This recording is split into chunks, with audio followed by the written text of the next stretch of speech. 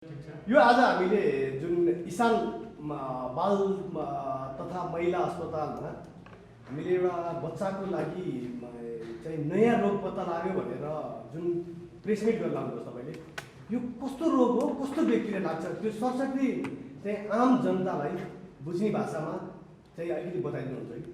हस्, धन्यवाद। म प्रोफेसर डाक्टर रामनन्दन प्रसाद चौधरी, म चिफ कन्सल्टेन्ट पेडियाट्रिक सर्जन तथा यो अस्पतालको अस्पताल निर्देशक पनि हुँ।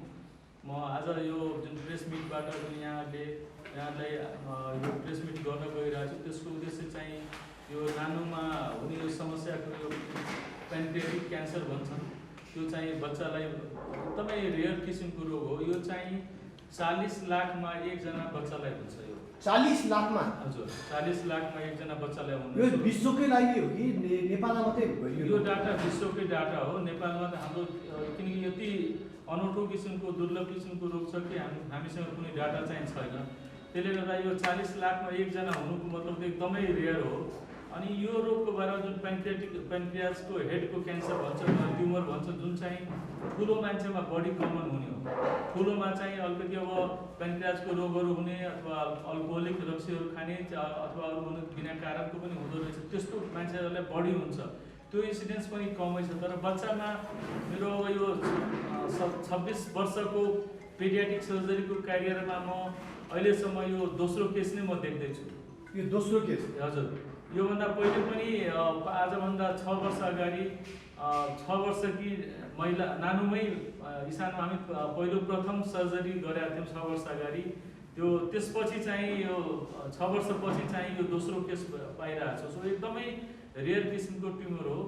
यसमा चाहिँ के हुन्छ भने यदि अब टाइममै सुरुमा यो नानुको केसमा पनि के हो, सुरुमा चाहिँ पेट दुखेको लक्षण भन्यो उसले, अनि अलिअलि बान्ता भयो, खाना नरुच्ने भनेर हो, जुन चाहिँ सामान्य लक्षणकै रूपमा लिन्छन् हाम्रो जनमानसमा अथवा पब्लिकमा चाहिँ ग्यास्ट्रिक भयो होला अथवा खाना नपच्या होला, त्यस्तो किसिमको। तर यदि यो कुरोलाई पनि उहाँको आमा बुवाहरूले यदि त्यसरी लिएको भए सायद ढिलो हुन्थ्यो यो केस।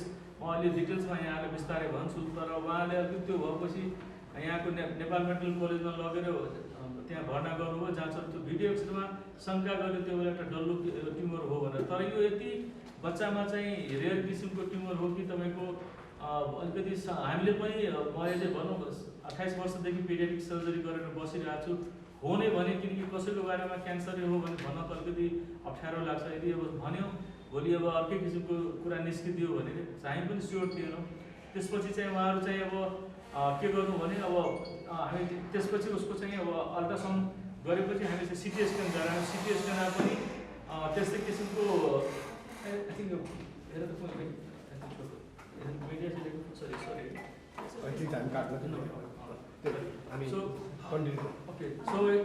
यस्तोमा के हुन्छ भने उहाँहरूले चाहिँ सिटी स्क्यान गर्यो। सिटी स्क्यानबाट पनि तपाईँको यसमा अलिकति हो नै भनेर। तर ट्युमरमा दुई किसिमको हुन्छ। कस्तो हुन्छ, एउटा बेनाइन भन्छन् क्यान्सर, नन क्यान्सर ट्युमर, एउटा क्यान्सर ट्युमर।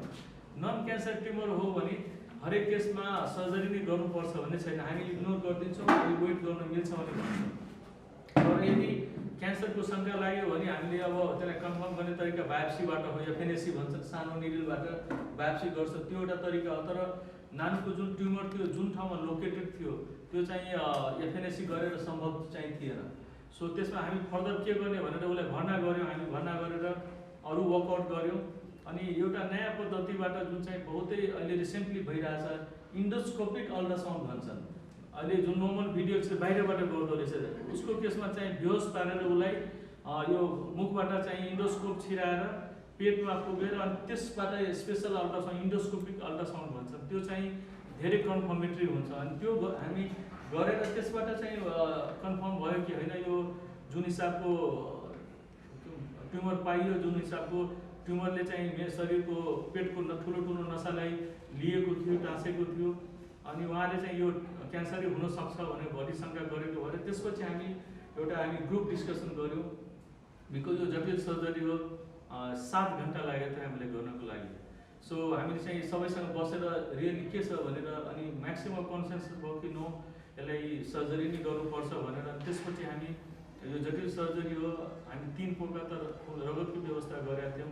आमा बुवा यही हुनुहुन्छ, उहाँहरूले हामी यो पनि भनेको थियो अपरेसन गर्दाखेरि 7 घन्टा कम 6 घन्टा टाइम लाग्यो, अलिकति योमा 18 भएको 1 घन्टा बढी लाग्यो, कम्तीमा 6 घन्टा लाग्छ। अनि सँगै यो पनि भनेको थियो कि यो सर्जरी गर्दाखेरि अब ठुलो नसा पनि छोएको छ, सर्जरी नगर्न पुरै झिक्न नसक्ने अवस्था हुनसक्छ, त्यस्तो हो भने हामी एउटा बायोप्सी लिएर आउँछौँ भने त्यति पनि उहाँले एक्सप्लेन गरेका थियौँ। तर हामी धैर्यताका साथ गरेर पुरै ट्युमरलाई निकाल्न सफल भयौँ। सो अब अनि त्यसपछि चाहिँ हामी निकालिसकेपछि तपाईँको अब यो यसलाई आइसियुमा राख्यौँ। आइसियुमा 3 दिनपछि उसलाई चाहिँ अब अपरेसनपछि प्रायः सबै कुरोहरू चाहिँ राम्रै भयो, सबै कुरोहरू राम्रै भयो। नानुलाई 4थो दिनदेखि हामीले खुवाउन सुरु गऱ्यौँ। अनि 4थो दिनमा उसको एकचोटि ब्लिडिङ पनि भएको थियो, मुखबाट ब्लिडिङ भएको थियो। त्यसपछि हामीलाई अलिकति डर लागेको थियो, तर फोर्चुनेटली हामी त्यसलाई मालिस गरेर दोहोऱ्याएर फेरि ब्लिडिङ भएर अनि 7औं दिनमा हामीले उसलाई उठाएर डिस्चार्ज गऱ्यौँ। अनि उसको चाहिँ मासुको रिपोर्ट पनि आइसकेको छ। यसलाई तपाईँको एकछिन है, यसलाई खोलिरहन मिल्दैन, खोलेर राख्नु मिल्दैन, किनभने जुन हामीले बाहिर ल्याउनु लागेको कुरालाई अलिकति डिस्टर्ब भयो क्या। हो त्यो पनि भयो। अनि खुलै भएको भेन्टिलेसन खोलिरहेको नि त्यसलाई। पेनिट्रेटिक इन्ट्राइपिथेलियल नियोप्लेजिया भन्छ कि एगेन के भन्छ डाक्टर साहबलाई? पेनक्रियाजमा यसको बायोप्सी रिपोर्टमा आएको चाहिँ पेनक्रियाटिक इन्ट्राइपिथेलियल नियोप्लेजिया, जुन चाहिँ इटसेल्फ जुन चाहिँ एगेन जुन यो बायोप्सी रिपोर्ट आएको छ त्यो पनि एकदमै रेयर हो। त्यो पनि एकदम बच्चामा यो क्यान्सरै रेयर, जुन रिपोर्ट आएको छ त्यो पनि एकदमै रेयर। अनि एउटा बायोप्सी गर्नेले हामीले के कङ्ग्रेचुलेट गर्नुको, डाक्टर साहब एकदमै टाइममै गर्नुभएको छ। त्यो क्यान्सर चाहिँ त्यो ट्युमरबाट बाहिर चाहिँ फैलिन पाएको चाहिँ थिएन। सो एगेन अब ट्युमर अनि त्यो केही समय हामीले अलिकति नेग्लिजेन्सी, उहाँको फ्यामिलीहरूले नेग्लिजेन्सी गर्नुभएको भए त्यो चाहिँ बाहिर फैलिन्थ्यो। यस तपाईँको भनाइअनुसार यस उहाँको हिसाबतर्फबाट पनि यदि हामी पनि यदि अब टाइममै डिसिजन नलिएको भए यो चाहिँ त्यहाँबाट छेउमा फैलेर हामी अपरेसन गर्न सक्दैन थियो। अनि अपरेसन गर्न नसक्ने अवस्थामा यहाँलाई थाहा छँदैछ क्यान्सरहरूको आउटकम राम्रो हुँदैन अब इनअपरेबल भएपछि। सो त्यो पनि अनि त्यो सँगैसँगै हामीले एउटा ग्ल्यान्ड लिम्फ नोड बुझ्नुहुन्छ नि, ग्ल्यान्ड गिर्खाहरू, त्यो पनि बायोप्सी ल्याएको थियौँ। अनि बायोप्सीमा नेगेटिभ आएको छ। सो त्यो बायोप्सीमा नेगेटिभ आउनु, यो रिपोर्टमा पनि त्यस्तो देख्नुको मतलब उसको चाहिँ अब हामी सेकेन्ड ओपिनियन अहिले चाहिँ इन्फर्मल एकजना मैले क्यान्सर स्पेसलिस्टसँग सल्लाह लिएर अस्ति नै कुरा गरेको थिएँ। यसमा के हो भनेर जुन हिसाबको रिपोर्ट छ, एउटा खुसीको खबर के छ भने सम्भवतः क्यान्सरको औषधि चलाउनु पर्दैन होला, बिकज हामीले टाइममै सर्जरी गरेको भएर अनि पुरै ट्युमर निकाल्न सकेको भएर चाहिँ त्यो पर्दैन। त्यही पनि हामी एउटा सेकेन्ड ओपिनियनको लागि हामी पिडियाट्रिक हेमाटोलोजिस्ट, हामी कहाँ अन्कोलोजिस्ट हुनुहुन्छ, उहाँलाई चाहिँ अब देखाएर उहाँ सेकेन्ड ओपिनियन लिएर यदि अब यो क्यान्सरको औषधि चलाउनु परेन त त्यो त एकदमै राम्रो उसको नानुको लागि पनि खुसीको कुरो हुन जान्छ। अनि हाम्रो लागि एज अ टिमको इफोर्टबाट पनि पक्कै राम्रो कुरो हो जस्तो लाग्छ। अनि हामीले जस्तो यो चाहिँ इसाल हस्पिटललाई मात्र 2 चोटि पत्ता लगाउनु, अन्त चाहिँ बिरामीहरूलाई चाहिँ त्यहाँ पत्ता लाग्ने केही उपाय छैन। अनि हजुरले मैले अघि पनि भने यो चाहिँ एक त रेयर 40 लाखमा एकजनालाई हुने हो बच्चामा।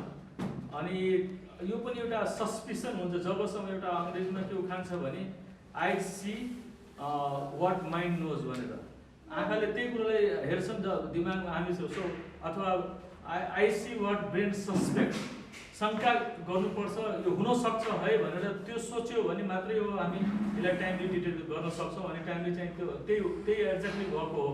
अब एकदमै रेयर ट्युमर हो, भेरी रेयर पनि होइन, भेरी रेयर ट्युमर हो, बच्चामा त्यसै अनकमन हुन्छ, उसको रिपोर्ट पनि एकदमै भेरी रेयर आएको छ, टाइममै ट्युमर पनि स्प्रेड हुन पाएको छैन। अनि सबभन्दा इम्पोर्टेन्ट कुरो हामी 7 घन्टा लगाएर पूर्ण रूपमा झिक्न सक्यौँ। यो सबै चाहिँ एउटा राम्रो इन्स्टिट्युट, राम्रो एक्सपर्ट र प्यारेन्ट्सहरू पनि अवेर हुनुको पनि एउटा ठुलो रोल हो। उहाँहरू पनि अलिकति पेट दुखेको भएर वास्ता नगरेको भए तपाईँको अब यो यस्तो यो अवस्थामा त हामी यो चाहिँ हाम्रो कन्ट्रोलभन्दा बाहिर जान सक्थ्यो होला। Yes that's a very good question. यहाँले जुन हिसाबको रिपोर्ट आएछ, रिपोर्टमा चाहिँ वरिपरि चाहिँ फैलिएको चाहिँ छैन, हामी त्यो जहाँबाट सुरु भएको छ त्यही मात्रै लिमिटेड छ भनेर फैलिने सम्भावना चाहिँ कम छ। सो त्यो तर अफकोर्स मेडिकल साइन्समा यो हुँदैन अथवा हुन्छ नि भनेर 100% चाहिँ हुँदैन। त्यसले गर्दा हामी यो केसलाई फलोअप पनि गर्छौँ, लङ टर्म फलोअप भन्छ त्यसलाई। अब अहिले त भर्खर उहाँको 2 हप्ता भएको छ, कति 18 दिन जति अपरेसन भएको छ।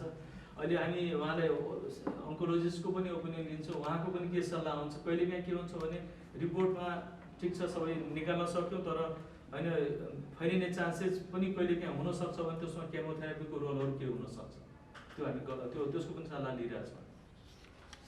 नानीको अहिलेको चाहिँ खानाहरू त्यस पछाडि केही त्यस्तो इन्फेक्सनहरू अथवा रिएक्सनहरू के हस्पिटलबाट तपाईँको नाम भन्नु? छोटेलाल राव हाम्रो नाम हो। हजुर पनि थोरै मास्क खोलेर बोलिदिनुहोस् त्यो मास्क खोलेर यसो अनुहार देखाउनु पाइन्छ। त्यो मास्क अरूको लागि आइडेन्टिफिकेसन तपाईँको तपाईँको परिचय दिनुहोस् न, घरका आमा सबै भन्नुहोस् न। हाम्रो घर सर्लाही हो अनि रामनगर गाविस, अनि हामी त्यो सोनी पटेलको बुवा हो। अब यसलाई पेट बिहानै भनेको थियो पेट दुख्दैछ, अनि हामी भनेको कि यो ग्यासले दुखेको होला। अब नजिकको औषधि पसलबाट औषधि ल्याएर दियो, बिहानै ठिक्क भयो दिउँसोसम्म, अनि बेलुका फेरि दुख्न थाल्यो। अब नजिकको क्लिनिकमा गयो, अनि उसलाई नि सिउ 2-4वटा लगायो, अनि ठिक्क भयो। भन्दैछ यो एपेन्डिक्सको लक्षण लागिरहेछ, अनि मेडिकल कलेज लिएर जाने। अब त्यहाँ गयो, इमर्जेन्सीमा भर्ना गरिदियो, अनि 11 दिन त्यहाँ नै लाग्यो। अब त्यहाँबाट ठिक्क भयो, उसलाई सिटी एक्सरे गराउनको लागि भनेको थियो। हामी गएर सिभिलमा सिटी एक्सरे गरायो, अनि त्यहाँ बच्चाको सर्जरीलाई देखायो, अनि भन्दैछ त्यो टिचिङ हस्पिटलमा गएर देखाउनु। अब टिचिङमा भनेको थियो, हामी टिचिङमा गएन। अनि एउटा मेरो सालो छ, त्योसँग म विचार गर्यो, अनि उसले फोन गर्यो, त्यसको आमाको नि अपरेसन गरेको थियो एकजना डाक्टर साहब वीरगन्जमा, त्योसँग सोध्यो। अब त्यो डाक्टर साहब भन्दै थियो कि अब एउटा आरपी चौधरी इसानमा छ, गएर त्यहाँ विचार गर्नु। अब हामी ठ्याक्कै यहीँ आइपुग्यो इसानमा, अनि त्यही दिन अब डाक्टर साहबलाई देखाउनु भयो। अब भन्दैछ यो काम भइहाल्छ। त्यसपछि हामी अब आइतबारको दिन आएर भर्ना गऱ्यौँ। अहिले त नानीलाई ठिक छ।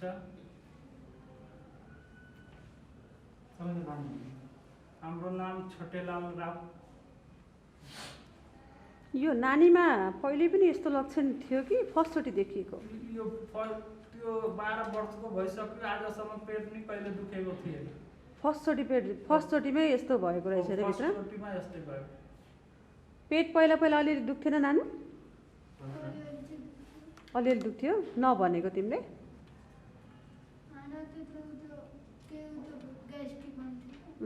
तिमीलाई पहिला र अहिलेमा कस्तो पाइरहेको छौ? आफ्नो शरीरलाई कस्तो पाइरहेको छौ तिमीले? सब ठिक भएको छ? त्यो घाउको अपरेसन त्यो उसको दुख्छ नि त भित्र त दुख्दैन त्यो? आज अपरेसन कति दिन भयो? आज 17 दिन।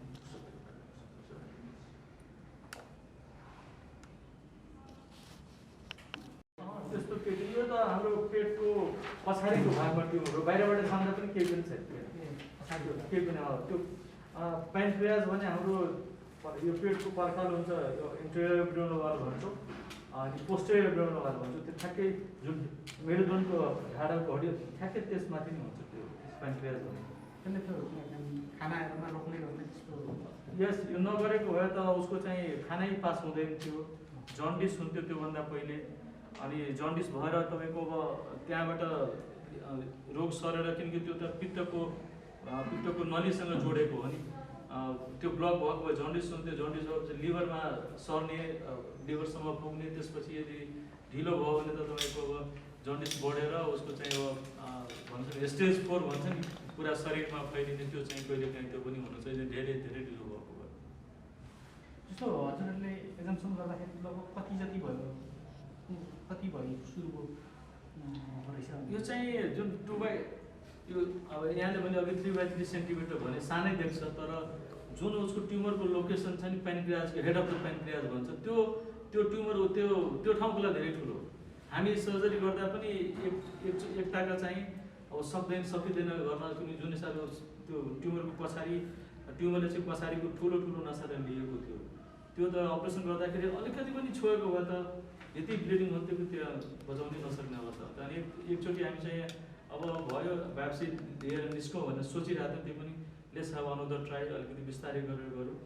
अनि जब एउटा प्लेन पाउँदो रहेछ भने टिस्यु छिर्नेमा त्यो पाएपछि ल अब गर्न सकिन्छ भने हामी चाहिँ उहाँहरूले भने पनि त्यो कि ट्युमर पुरा ननिस्कन सक्छ है, किनकि त्यो अब बच्चाको लाइफलाई रिस्क पारेर त अभियसली सर्जरी गर्न सकिँदैन। तर क्यान्सर भन्ने सर्जरी यस्तो पनि हो कि तपाईँ छोड्नुभयो भने त्यसले चाहिँ फेरि बल्झिन्छ, थाहा छँदैछ। त्यहाँ छुटेको भयो अथवा नपुरै निकाल्न नसकेको भए त्यो बल्झिने सम्भावना, त्यो फेरि पछि चाहिँ दोहोऱ्याएर फेरि अपरेसन गर्ने स्कोप रहँदैन। जुन फेसिलिटिज एकदमै राम्रो प्रश्न यहाँले उठाउनु भयो। कस्तो हुन्छ भने अङ्ग्रेजीमा एउटा भन्छ children are not mini adults, भन्नुको मतलब बच्चा चाहिँ ठुलोको सानो रूप चाहिँ होइन। बच्चाहरू टोटली ठुलोको भन्दा एनाटोमिकली बनावटी हिसाबले पनि फिजियोलोजिकली उसको चाहिँ शरीरको र साइकोलोजिकली पनि टोटली फरक हो।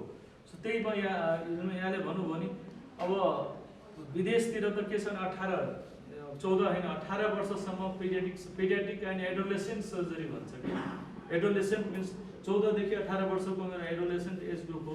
सो त्यो अनि यिनीहरूको चाहिँ के छ भने पेडियाट्रिक सर्जन जुन म चाहिँ पेडियाट्रिक हुन त म जेनरल सर्जरीमा पनि काम गरेर आएको हो, तर पेडियाट्रिक सर्जनले जुन बच्चाहरूको बारेमा जुन बुझाइ गर्ने जुन ट्रेनिङ चाहिँ मेरो पेडियाट्रिक सर्जरी भएको हुनाले they are expert, paediatric surgeons are expert for the paediatric surgical things भनेर त्यो चाहिँ पक्कै हो। अब गर्न त अब नेपालमा त जसले पनि अब ठुलोले पनि सानोको गरिदिन्छ, त्यो आफ्नै ठाउँमा हो, तर एथिक्स हिसाबले पनि एक्सपिरियन्स हिसाबले पनि। अनि अर्को चाहिँ जुन यहाँले क्वेसन गर्नुभयो एडल्ट हस्पिटलमा जुन बच्चाको सेटअप, बच्चाको कुरो चाहिँ जुन चिल्ड्रेन हस्पिटलमा जुन सेटअप हुन्छ त्यो बच्चाको लागि नै बनाइएको हुन्छ। अब इमेजिन गर्नुहोस् न एउटा यो केसमा चाहिँ हाम्रो ठुलो मान्छेमा 550 लिटर रगत हुन्छ शरीरमा, यसको शरीरमा 2 लिटर 2.5 लिटर होला। यदि हाफ लिटर रगत बगेको भए पनि टेबलमै चाहिँ ज्यान लाग्छ। ठुलो मान्छेको 1 लिटरसम्म गए पनि केही अलिकति असर पर्न सक्छ। सो त्यो हिसाबले पनि धेरै हिसाबले पनि अब बच्चाको बेहोस पार्नेदेखि लिएर बच्चाको आइसियुहरू जुन आइसियुहरूको केयर त्यो हिसाबले पनि पक्कै फरक पर्छ। जुन हाम्रो नर्सहरू हुनुहुन्छ पेडियाट्रिक भनौँ पेडियाट्रिक केसको लागि ट्रेनिङ पेडियाट्रिक नर्सिङ अनुभव लिएको मान्छेहरू हुनुहुन्छ, त्यो यो टिम वर्क हो। डेफिनेटली राम्रो सर्जिकल टिम चाहिन्छ। एनास्थेसियाको बेहोस गर्ने डक्टरको पनि त्यत्तिकै इम्पोर्टेन्ट रोल छ। कतिपय मलाई थाहा छ कि कतिपय हस्पिटलबाट बच्चा बेहोस गर्न नसकेर हामी कहाँ रेफर गरिदिन्छ कि तपाईँहरूको बच्चाको छ भनेर। सो त्यो टिमवर्क भयो। अपरेसन गर्दाखेरि अपरेसन पछि पनि केयरको कुरा आउँछ, आइसियु इन्टेन्सिभ केयर युनिटको कुरा छ। त्यो चाहिँ चिल्ड्रेनको लागि चिल्ड्रेन हस्पिटलै बेस्ट हो, बिकज सेटअप पनि त्यही हिसाबले बनाइएको हुन्छ। अब एडल्टको लागि अभियसली एडल्ट होला। सो तर अब अफकोर्स चिल्ड्रेन द्याट्स वाइ अब हामी चाहिँ यो 26 वर्ष कम्प्लिट गरेर 27औं वर्षमा लागिरहेछौँ। वी आर कन्सिडर अब यो सर्जरीमा एटलिस्ट अनि अरू स्पेसियालिटीमा पनि कन्सिडर पायनियर इन नेपाल भनेर। अब यहाँले पक्कै थाहा छ होला, नेपाल होइन इन्डियाबाट पनि बिरामीहरू त्यो अनलाइन खोजेर मसँग सर्जरी गराउने भनेर नेपालमै आएर गराएर गएको छ। त्यो एक्सपर्टिजको कुरा हुन्छ। अनि त्यो जेनरल हस्पिटलमा पनि बच्चाको केयर हुन्छ, तर definitely that is not the choice. Just त्यो पक्कै मेरो चाहिँ बहुत पर्सनल भ्यू त्यसरी लाग्छ। यो रोगको बचाउने खर्च कसरी के छ? अभियसली अब यो प्राइभेट सेक्टर हो जुन यहाँले त्यो चाहिँ अभियसली महँगो नै हुन जान्छ होइन। त्यो त अब 7 घन्टा लाग्ने सर्जरी इमेजिन गर्नुहोस्। अब जुन यसको चाहिँ हामी 4 जना सर्जन थियो हामी त्यो टिममा, एनास्थेसियाको 3 जना हुनुहुन्थ्यो, नर्सकै हामी सिफ्ट वाइज गऱ्यौँ। एउटाले सुरुको सर्जरी सुरु गऱ्यौँ, त्यसपछि फेरि ब्रेक लिएर फेरि स्टाफको पनि त्यसरी गऱ्यौँ। सो अनि अफकोर्स यो आइसियु केयर महँगो त भइ नै हाल्छ अभियसली। तर महँगो भन्दा पनि अब इम्पोर्टेन्ट कुरो के छ भने यहाँको बारेमा के भन्न चाहन्छु भने अलिक बढी खर्च गरेर राम्रो सर्जरी टाइमली सर्जरी गरेको लाई राम्रो भन्ने कि अलिक सस्तो खर्च गर्ने अथवा सस्तोको चक्करमा चाहिँ 1 वर्ष कुरेर अनि त्यो क्यान्सर चाहिँ अपरेटै गर्नु नहुने अवस्था त्यसलाई चाहिँ सस्तो भन्नुहुन्छ आई डोन्ट नो।